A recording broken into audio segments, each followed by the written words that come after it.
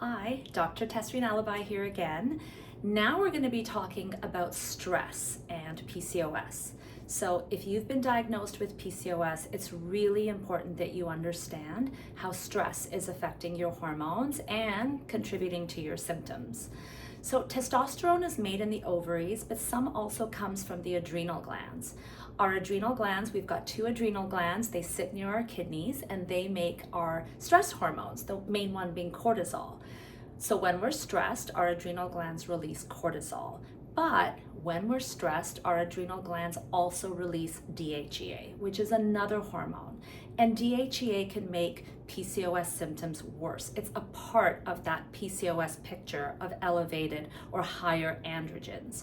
We call this the adrenal PCOS, so these hormones that are coming from the adrenal glands. For a woman with PCOS, it is essential that she manage her stress because when she's stressed, it's affecting hormones, it's increasing hormones that are contributing to symptoms.